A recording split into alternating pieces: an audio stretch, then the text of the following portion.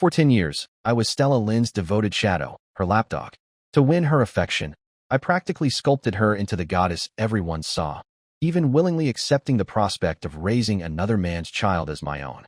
Just as I was preparing to propose, steeling myself with the belief that my devotion would finally be rewarded, I overheard her laughing with friends. Leo Lu? He's just a dog I've trained, she scoffed, her voice dripping with contempt. He's so desperate, he'd happily play daddy to some other guy's kid. Hell, he could probably watch me screw someone else right in front of him and wouldn't dare make a peep. A curious friend piped up. I heard he's planning to propose soon. What are you going to do? Stella snorted with derision. Do you marry a dog? Letting him grovel at my feet is already a monumental gift. Standing outside the private KTV room, the soundproof door slightly ajar, her words hit me like a physical blow. An icy chill spread through my veins, leaving me trembling uncontrollably. Rage, grief, and pain so sharp it felt like my heart was being shredded ward within me. My fists clenched so tightly that my nails dug into my palms, drawing blood, but I felt nothing beyond the shattering of my world. 10 years. 10 years of pouring out my soul, humbling myself, loving her with everything I had, and it hadn't earned a single shred of genuine affection. Inside the room, a dozen faces, all Stella's friends, gathered ostensibly to celebrate her signing with a talent agency. This was supposed to be my moment, a surprise proposal capping off her celebration. Instead, I was eavesdropping on my own execution. Hey look, Stella's boyfriend is here, someone called out, their tone thick with malicious amusement. Instantly, a dozen pairs of eyes swiveled towards me, taking in my pale face and rigid posture.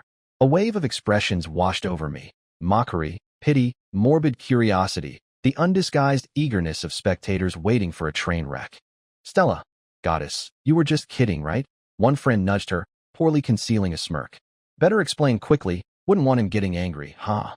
The air crackled with anticipation, everyone leaning in for the drama. Stella merely glanced at me, a flicker of surprise quickly replaced by cold indifference. What are you doing just standing there like a corpse? She snapped. Did you order all the drinks we wanted? Is the bill settled? Her voice hardened further. Finish up and get lost. Don't ruin our mood. She tilted her head, examining my expression with disdain. And what's with that look? Did I say something wrong? You love me so much, she drawled sarcastically. Surely you wouldn't mind if I had another boyfriend on the side? It's perfectly normal for me to enjoy myself with him, right? As she spoke, she deliberately turned and draped herself over the man beside her, pressing intimately against him. It was partly a defiant display for me, partly proof to her friends that her earlier words were deadly serious. I recognized the man, Patrick Gao, her constant companion, her male bestie. They'd been practically inseparable for over a year, spending far more time together than she ever spent with me. Patrick, clearly understanding her intent, smirked and slid his hand brazenly under the collar of her dress, his fingers disappearing beneath the fabric. He shot me a look, brimming with provocation. Hey, Stella, he murmured, loud enough for me to hear. Aren't we being a little cruel? He has been your devoted boyfriend for 10 years, after all. All this time, desperate to keep Stella, I had swallowed my pride, ignored the whispers, turned a blind eye to her blatant flirtations and questionable closeness with other men, especially Patrick. I'd made endless excuses for her in my own mind. She's still young, just playful. She'll mature eventually. It's just for work, networking, harmless flirting. We grew up together. Our bond is unbreakable. But in that instant, watching Patrick's hand on her skin, hearing her callous words echo in the gaudy room, something fundamental inside me shattered. The agonizing pain remained, but the love that had fueled my decade of devotion vanished like smoke, instantly replaced by a towering, glacial rage. I stared at them, my eyes burning, feeling like they might actually split open from the pressure. Seeing my lack of reaction, only the barely contained fury simmering beneath the surface, Stella's temper flared. She strode towards me and slapped me hard across the face, twice. You waste of space, she spat, jabbing a finger towards my face. Are you deaf? Dumb? I'm talking to you. The sting on my cheek was sharp, grounding. I looked at the woman I had worshipped, the woman whose ridicule I had endured, the woman I had debased myself for, and a violent urge to tear her apart surged through me. But I reined it in.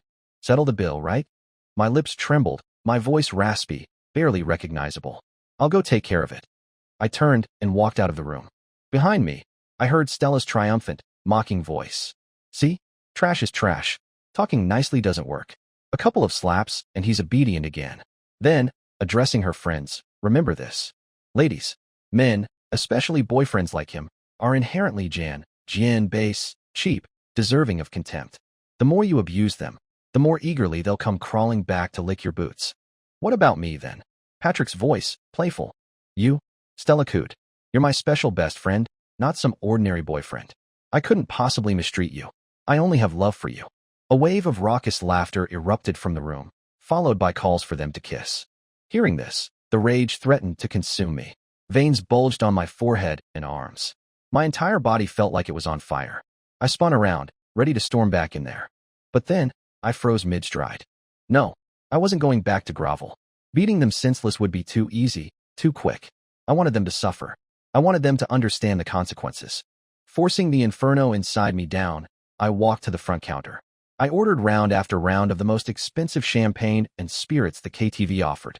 The total climbed rapidly, easily exceeding $2 million. As for paying? Sorry. From the moment I turned my back on that room, I wouldn't spend another cent on that viper. Watching the trolleys laden with exorbitant bottles being wheeled towards their room, a cold, cruel smile touched my lips. Enjoy yourselves, trash, I muttered under my breath. Let's see how high and mighty you are when the bill comes, and your personal ATM isn't here to bail you out. Leaving the KTV, the city lights felt harsh, alien. I immediately called the event planning company. Cancel the proposal set up for tonight, I said, my voice devoid of emotion. Next, I called the bank. Freeze all supplementary cards linked to my primary account. Effective immediately. Done. I reached into my pocket and pulled out the velvet box.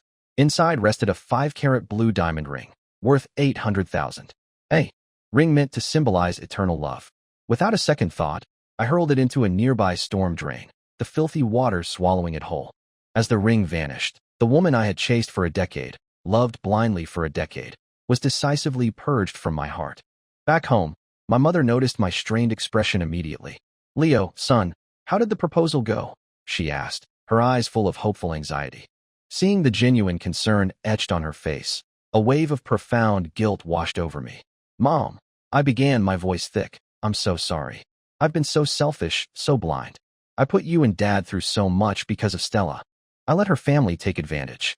I promise it won't happen again. The more I apologized, the more worried she became. My father joined us, his expression serious. What happened, Leo? Gently, I explained that it was over between Stella and me, completely and irrevocably over. My parents exchanged a look. My mother's eyes instantly reddened with tears, but this time, they weren't tears of sadness. Oh, Leo, she whispered, relief flooding her voice. You finally see her clearly. You've finally grown up. She was never right for you. The backstory is painful, but necessary context. When I was 3, as the son of Jiangxing's wealthiest man, I was kidnapped and sold to a traveling circus troupe. For 5 years, I endured hell, forced to perform degrading tricks like an animal, dressed as a beggar, and sent out to panhandle. My spirit was rebellious, and I constantly defied the cruel troop master. The beatings were frequent, brutal. Several times, I was close to death. It was Stella, also kidnapped and trapped there, who saved me repeatedly. When I was starved, she'd sneak me scraps of food. When I was beaten, she'd kneel and plead for mercy, often taking blows meant for me, shielding me with her small body until she was black and blue, yet refusing to leave my side. She was my angel, my white moonlight, a tiny sun pushing back the darkness that threatened to consume me.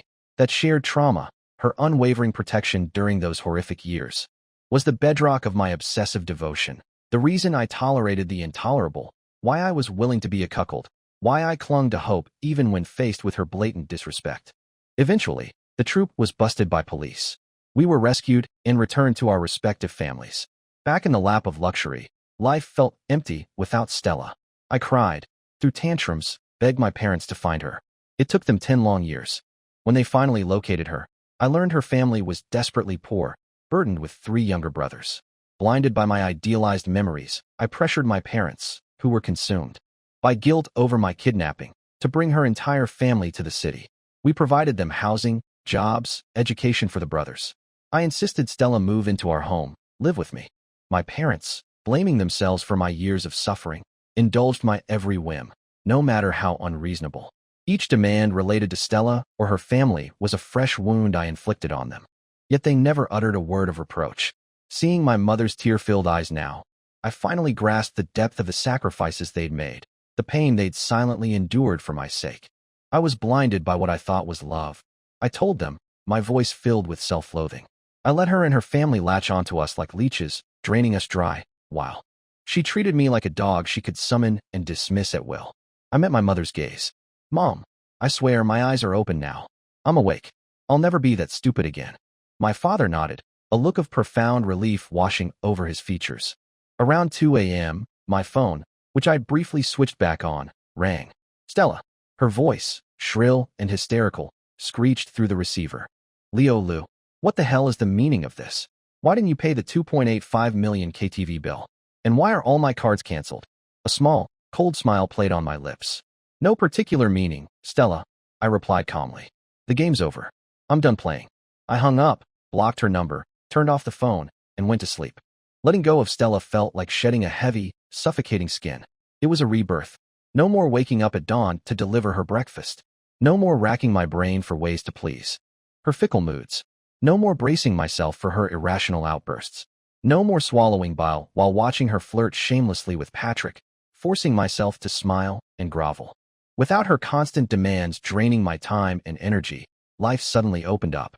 I slept until noon, played video games, took my prized sports car for exhilarating drives, spent quality time with my mother, watching dramas, and simply talking. Life was good, unbelievably good. For the first time in years, I felt clear-headed. God, I'd been such an idiot. A wealthy heir, born with every privilege, choosing to live as a doormat, a laughingstock. Why? About 3 weeks later, the thought of Stella resurfaced. It was time for the next act. I called my buddy, Mark Lee. Want to see a show? When we met up, Mark still looked skeptical.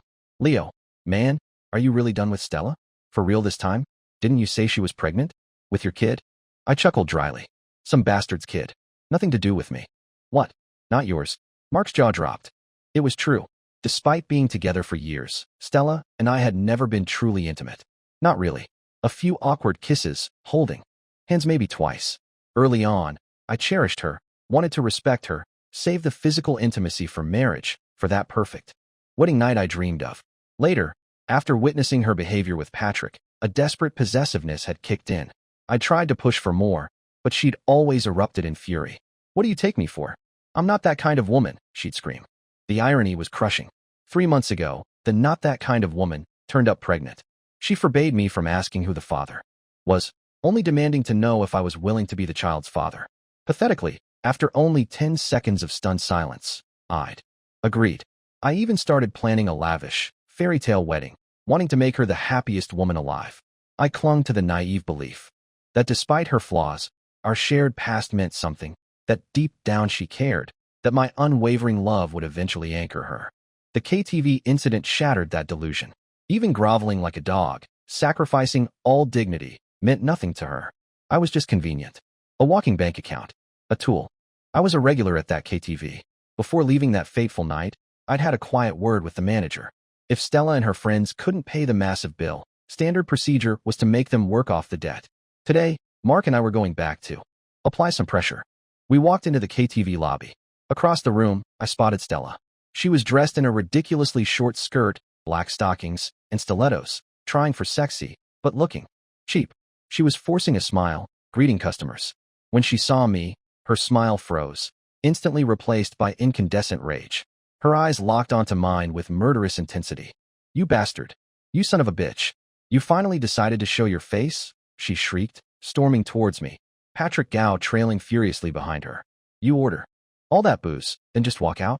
Leaving me and my friends accused of dining and dashing? We've been stuck here, working like slaves to pay off your debt. Her voice rose hysterically. For 23 days. 23 days of leering men stripping me with their eyes, of the manager screaming insults, of drunken pigs grabbing at me. Do you have any idea what I've been through? Patrick chimed in, his face contorted with anger. You scum. You didn't just sell out your girlfriend. You sold out all of us. Are you even human? Stella's other friends quickly surrounded us, their faces masks of righteous indignation, looking ready to tear me apart. Clearly, the past 3 weeks hadn't been pleasant for any of them. Leo Lu, one of them yelled. Pay the damn bill right now. Then get on your knees, apologize to our goddess Stella, and beg her forgiveness. Otherwise, you'll never have her back. Another pointed a trembling finger. You animal. Stella is pregnant with your child, and you let her work here, humiliated and groped by lowlifes? Aren't you afraid of divine retribution? And us, shouted a third. We're Stella's best friends. How dare you trick us into working off your debt? You're going to kneel and apologize to every single one of us. And pay compensation. Lost wages, emotional distress, 1 million each. Hearing their demands, their utter lack of self-awareness, I burst out laughing. Are you serious? 1 million each for 3 weeks of work? Are you morons, or just delusional? Why? Don't you just rob a bank? I sneered. Besides, you drank the booze. The owner collecting the debt from you is perfectly reasonable. Why the hell should I pay for your party? My response stunned them into silence. They were used to the old Leo, the one who would have cowered, apologized profusely, and immediately paid up, probably adding extra compensation just to appease them. This defiant, sarcastic stranger was completely unfamiliar. Stella recovered first, her face flushed with fury. She marched right up to me, her finger practically poking my nose. Leo Lu, who the hell do you think you are? Who gave you the nerve to talk to my friends like that? She screeched. I'll give you 3 seconds. Kneel. Apologize to each of them. 3 kowtows each. Or maybe your trashy parents never taught you any manners. Slap. The sound echoed in the lobby. I hit her hard, without hesitation, pointing at her stunned, Wujuglan, Wuzhelian, covering face, figure. My voice was ice. You utter one more word about my parents, and I will break your jaw. The slap shocked everyone into silence, including Stella herself.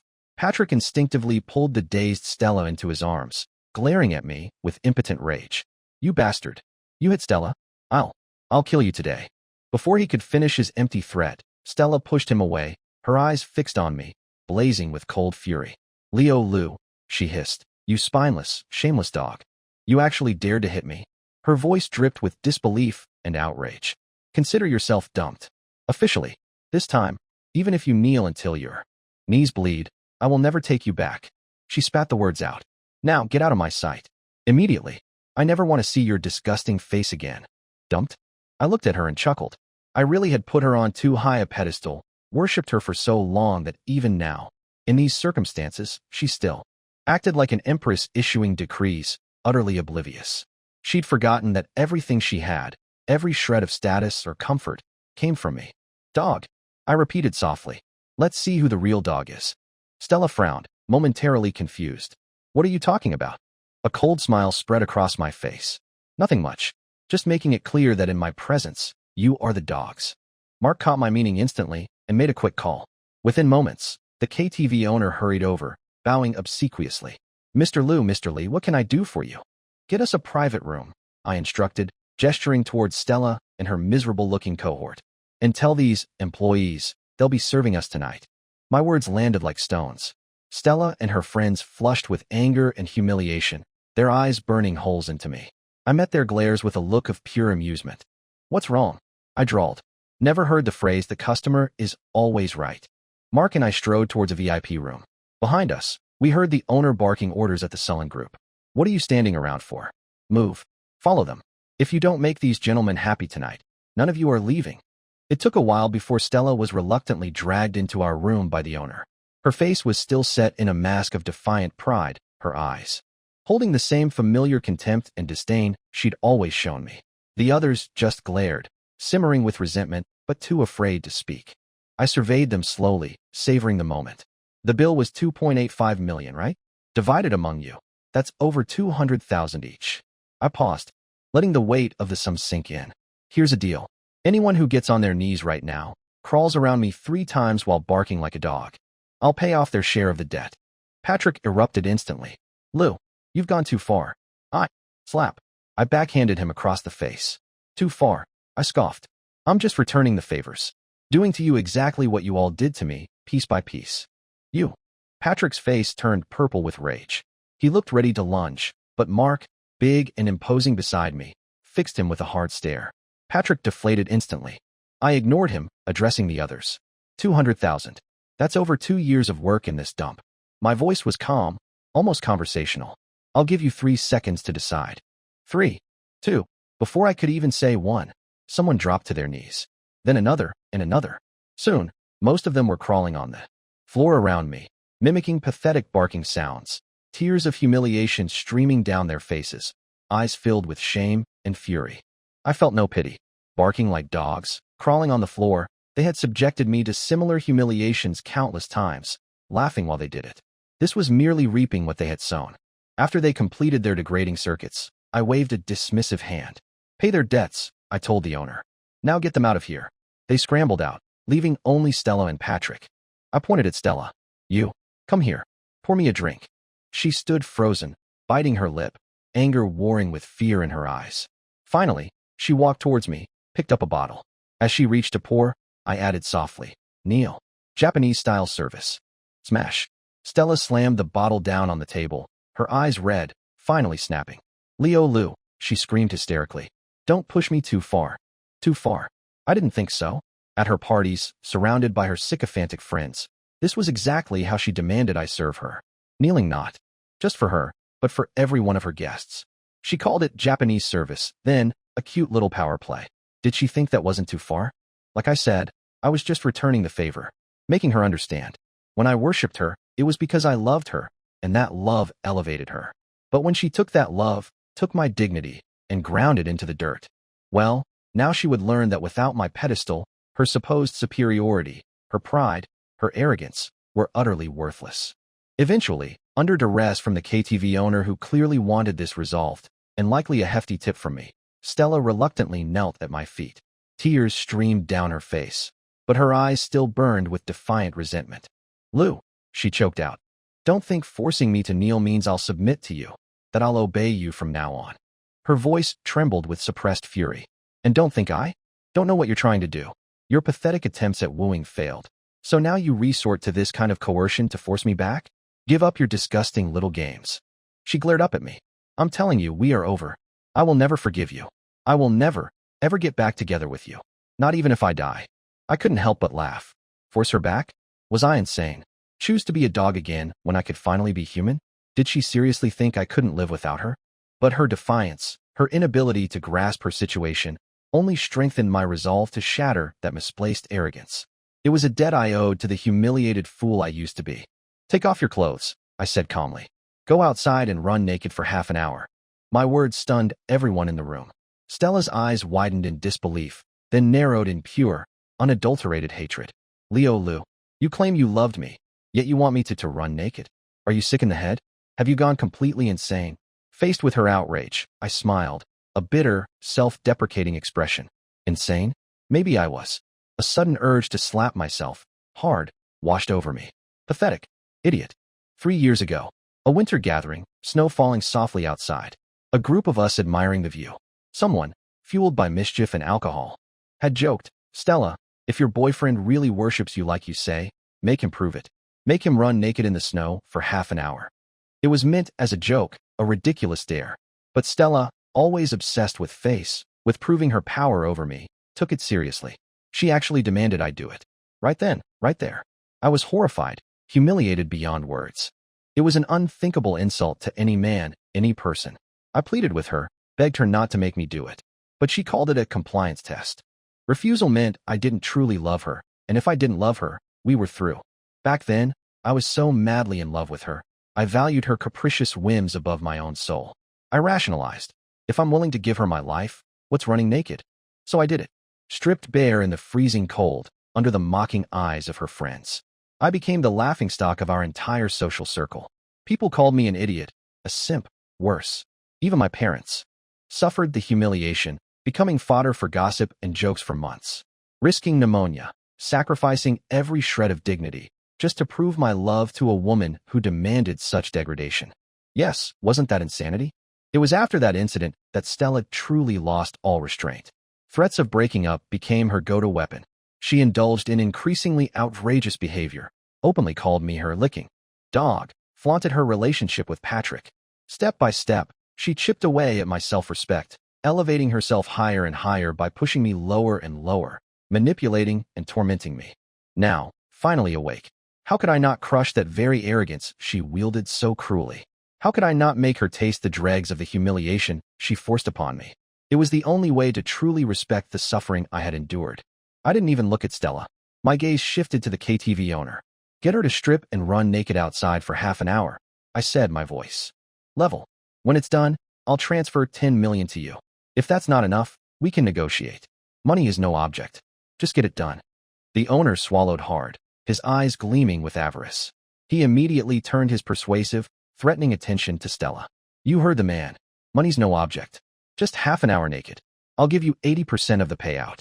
Before the owner could finish, Stella exploded, pointing at me, tears of rage and humiliation pouring down her face as she screamed.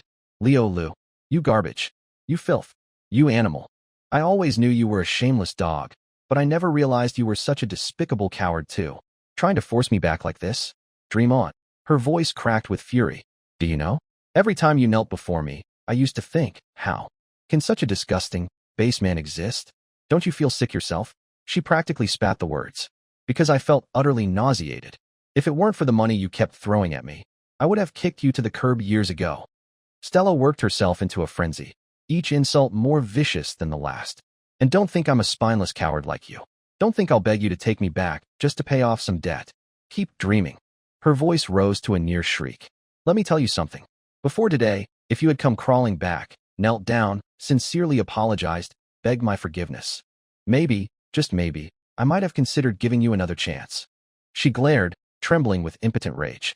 But now, even if you smash your knees kneeling, crack your skull kowtowing, grovel like a pathetic mutt for 7 days and nights, I wouldn't give you the slightest opportunity. I looked at her, my eyes filled with pitying contempt, and laughed softly. Stella, do you honestly believe that I, Leo Lu, cannot survive without you? That I'm destined to lick your boots for the rest of my life? She met my gaze, her face a mask of pure scorn. Aren't you? Otherwise, why endure years of humiliation? Why abandon all dignity? Why grovel and fawn over me despite everything? Didn't you tell me countless times that I was your life, your everything? Yes, I admitted quietly, the memories flashing, the darkness of the circus tent, her small hand offering food, her bruised body shielding mine. I admit, because you were a light in my darkest hour back. In that troupe, you became my white moonlight, an irreplaceable part of my existence. My voice hardened. I wanted to love you forever, give you everything, make you the happiest woman in the world. But you trampled on that love. You ground my dignity under your heel. You treated me like an animal. For too long, I was lost in delusion. It wasn't until that night outside the KTV, hearing your true voice, that I finally woke up. I leaned forward slightly. All these years, I placed you on such a high pedestal that you forgot who you are. You forgot that everything you have, everything your family has, came from me. Without me, you are nothing. My voice was dangerously low. Just wait. Since I could give you everything, I can just as easily take it all away. With that, I turned and walked towards the door, Mark following silently.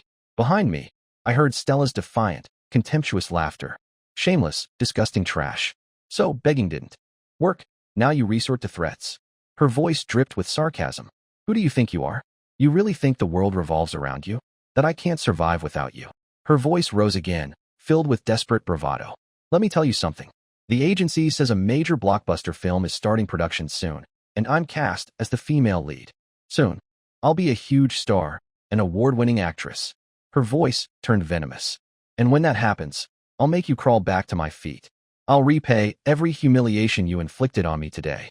No, 10 times. 100 times over. Mark and I exchanged glances and couldn't help but smirk. The poor, delusional fool. Didn't she know? The talent agency that signed her, the production company funding that blockbuster, both were subsidiaries of my family's corporation. Leaving the KTV, Mark and I found another bar. We were halfway through our drinks when my mother called, her voice tight with distress. Stella's mother, along with her 3 brothers, had stormed into our house, demanding 20 million in emotional damages for my abandonment of Stella. A bitter laugh escaped me. Although I planned to reclaim everything I'd given Stella, I hadn't intended to go after her family.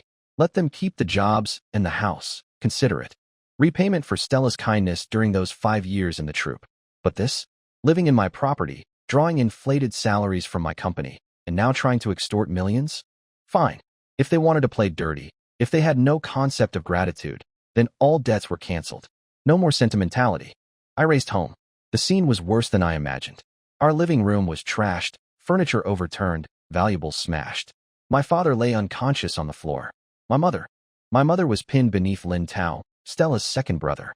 He had her by the collar, slapping her repeatedly, her face already swollen and bleeding. You old bitch. Lin Tao snarled. Are you gonna pay or not? He raised his hand again. I'll count to 10. If you don't agree, the three of us brothers won't be so polite. You might be old, but we're not picky. An explosive rage detonated within me. I launched myself across the room, yanked Lin Tao off my mother, and hurled him bodily across the floor. I rushed to my mother, relief flooding me as I saw she was conscious, though battered. Then I knelt beside my father. He was out cold, his right arm bent at an unnatural angle, broken, but he was breathing. You bastard.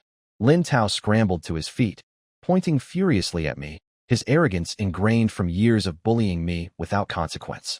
My sister was with you for almost 10 years. How dare you dump her? Who the hell do you think you are? Ignoring him, I turned to my mother, my voice tight. Mom, who did this? Who broke Dad's arm? Before she could answer, Lin Tao swaggered forward. I did. So what? You gonna hit me, you pathetic licking dog? He didn't finish the sentence. I spun around, my hand clamping around his throat like a vice, lifting him slightly off the ground. My eyes were chips of ice. Which hand? You, what are you doing? Lin Tao choked, his eyes bulging, clawing uselessly at my hand. Let go. If you touch me, my sister will. Slap. I struck him hard across the face. I asked. I repeated, my voice dangerously quiet. Which hand did you use to hit my father? The sudden, brutal shift in my demeanor stunned everyone, including my mother. She'd never seen this side of me. Leo, stop, she cried, trying to intervene. Mom, I said, not taking my eyes off the gasping Lin Tao. For years, I only saw her. I let you and Dad suffer so much because of my blindness. Today, this happened because of me.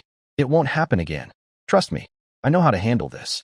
My mother looked from me to my unconscious father, her expression a mixture of relief, fear, and heartache. Finally, she nodded slowly, tears welling, and went to tend to my father. How dare you? Stella's mother shrieked, recovering her voice. She and the other two brothers surged towards me, ready to attack. I moved swiftly, using the self-defense skills I'd ironically learned years ago to protect Stella. A few quick strikes, and all three were groaning on the floor. They stared up at me, my unexpected ferocity finally terrifying them into submission. I dragged Lin Tao away from the others like a sack of garbage. Last chance. Which hand broke my father's arm? I paused. Actually, never mind. Let's just break both. Before he could process, I stomped down hard on his right wrist.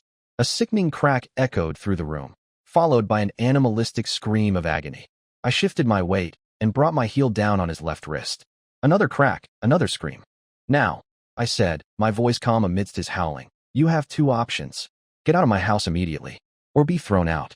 Stella's mother, terrified but still enraged, tried to rally her remaining sons, but one look into my eyes sent them scrambling out of the house, dragging the whimpering, broken-handed Lin Tao with them. After they left, I showed no mercy. I had my mother contact company HR immediately. They were all fired, effective immediately. I called our lawyer. The house they lived in, provided by us, was to be vacated within 24 hours. Eviction notices were served. In a matter of days, I systematically dismantled the comfortable life I had built for them. Predictably, they didn't go quietly. They caused scenes at the company headquarters, accusing us of illegal termination, assault, bullying the poor, playing the victim card. They even started live-streaming their plight online, trying to whip up public sentiment against my family. Those ungrateful bastards. My father raged from his hospital bed, his blood pressure soaring. We gave them everything. They assaulted me, injured your mother, and now they dare to slander us. A cold thought occurred to me. Dad, I said quietly, remember last year? Those three brothers embezzled company funds? They almost went to jail, but we paid it back, covered it up to protect Stella's reputation. My father's eyes lit up with grim understanding. He immediately called our legal team. Armed with the previous evidence of embezzlement, charges were refiled. Within days, all three Lin brothers were arrested and facing serious prison time. Their mother, terrified of being implicated, fled back to her rural hometown overnight.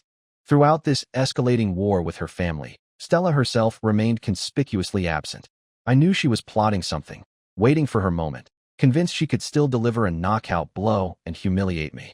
But could she? Stella had studied acting, but after graduation, she'd only landed bit parts, mostly running errands on set. 6 months ago, wanting to surprise her, believing it would cement her love, I'd pressured my parents into acquiring a small talent agency and a film production company. We signed her secretly, then cast her as the lead in a heavily invested feature film. My original plan was to reveal my hand on the movie's premiere night, showing her I could make her a star overnight. Now, Haha, haha, a dry, humorless chuckle. Things were different. I drove to the film set one afternoon.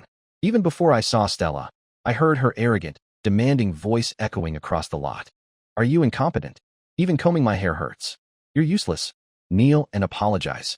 And the cameraman. Are you blind? That angle doesn't capture my beauty at all. Director, are you eating shit? We've done 3 takes.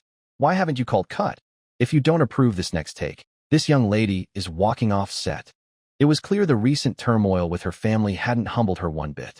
Still playing the diva, barking orders, treating everyone like dirt. She, the actress, was screaming at the director, slapping her assistant. The entire crew, dozens of professionals, looked miserable, tiptoeing around her, placating her like a spoiled child. My father had obviously instructed the production heads to tolerate her initially, making their lives hell. If you don't want to shoot, then get out. My voice cut through the air. Stella froze, then turned, spotting me standing near the edge of the set. She tilted her chin up, affecting the pose of a proud peacock. You? What gives you the right? My business is none of your concern.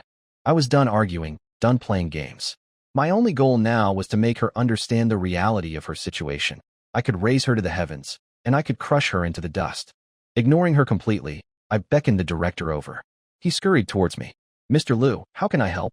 This kind of trash, I said loud enough for Stella to hear, gesturing vaguely in her direction, is supposed to be our leading lady? The director, recognizing me and clearly fed up with Stella, was about to speak when Stella erupted. Security, are you all dead? Letting any stray cat or dog wander onto the set. Throw him out. Now, stray cat or dog. My love had once made me tolerate her worst abuses. Now, that reservoir of patience was bone dry. I strode towards her and slapped her hard across the face again. Director Liu, I said calmly, turning to the stunned director. Tell her who I am. The slap seemed to cathartically release the tension on set. The entire crew watched with undisguised interest, finally seeing the tyrant get her comeuppance. The director, though unsure of the specifics of our falling out, understood my intention perfectly. He shot Stella a look dripping with newfound disdain. This gentleman, the director announced clearly, is Mr. Leo Liu. He is the young master of the family that owns both our talent agency and the film investment company funding this movie. In other words, he paused for effect. Here, he calls the shots. He smirked. You thought a nobody extra like you suddenly landed a lead role out of nowhere? That you could throw tantrums and bully everyone without consequence? It was all because Mr. Liu here allowed it. The director's words hit Stella like a physical blow. She stared at me, stunned, then her face contorted with fury and disbelief. Liu, so sending my brothers to prison wasn't enough? Now this whole thing, this was all you're set up to? Just to force me to come crawling back to you? Her voice trembled with rage. Dream on. She ripped the ornate hairpin from her hair, throwing it violently to the ground. So what if you have money? Big deal. This lady quits. She turned to storm off. Leaving. I called after her, my voice laced with amusement. Not so fast. You signed a contract. Breach it, and you owe the agency $1 million in penalties. You. Stella whirled around, shocked and furious. Me what? I replied coolly. Because I loved you. I bought companies, funded movies, made you the lead, all to make you famous. Did you honestly think you got here? On merit? That you're that talented? I held up 2 fingers. 2 choices, Stella. Fulfill your contract and act professionally. Or pay the $1 million and get lost. She stood frozen, tears welling in her red-rimmed eyes, glaring at me with pure hatred. After a long, tense minute, she bit out through clenched teeth. Fine. I'll pay. Don't think you can break me with this. I'll survive without you.